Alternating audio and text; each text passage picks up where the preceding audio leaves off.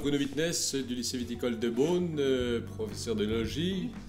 Aujourd'hui, ce premier tuto est consacré au dosage du SO2 libre dans un vin. C'est essentiel pour le vinificateur de connaître la valeur de SO2 libre contenue dans un vin, qu'il soit en cours d'élevage ou proche de la mise en bouteille. Au niveau du matériel et des solutions, on va devoir utiliser de l'iode, N sur 100, de l'acide sulfurique, ici au 10e, de l'empois d'amidon qui est l'indicateur coloré. Notre vin analysé est ici.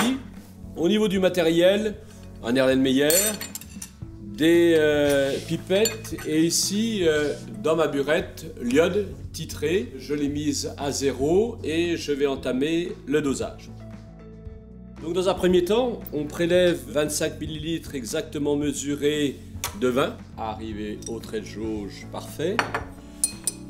Je vais alors mettre mes 25 ml exactement mesurés dans mon Erlenmeyer. J'ai exactement 25 ml d'échantillon vin à analyser. Voilà. Il me faut 5 ml d'acide sulfurique. Voilà, la précision ici me suffit. Je passe en milieu acide pour exécuter ce dosage. Et ensuite, je vais mettre quelques gouttes d'empois d'amidon.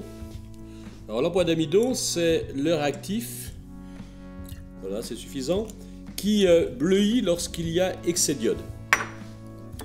Mon échantillon ici est prêt. Je vais faire ma descente d'iode. Déjà dans un premier temps doucement. Je remue, on voit apparaître légèrement la coloration bleue qui correspond à la réaction de l'iode et de l'emploi d'amidon. Voilà, on va doucement, on essaye d'y aller pas goutte à goutte mais quelques gouttes, voilà. Et là, voilà. J'ai exactement la coloration à obtenir, c'est-à-dire appeler ça un bleu violet, qui doit durer au moins pendant 1 minute. À partir de là, je relève la quantité d'iode N sur 100 utilisée et à la lecture de la burette, j'ai 1,6 ml d'iode utilisé. Maintenant, le calcul et l'expression des résultats. 0,01 correspondant au titre de l'iode, l'iode N sur 100, 1 sur 100, soit 0,01. 1,6 correspondant à la descente d'iode, quantité d'iode utilisée. 25 correspondant à la prise d'essai, quantité de vin mise en œuvre. 32 et 1000 permettant d'avoir notre résultat exprimé en milligrammes par litre de SO2 libre. Avec le calcul, on a un résultat de 20 mg par litre de SO2 libre dans cet échantillon. En règle générale, on attend sur des vins en conservation une dose comprise entre 20 et 35. Là, on est à la limite basse. Si on était plus bas, il aurait fallu prévoir un réajustement.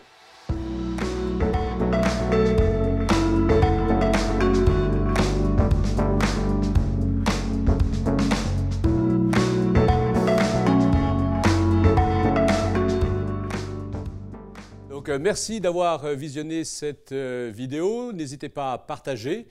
Rendez-vous sur un prochain tuto de la Viti de Beaune.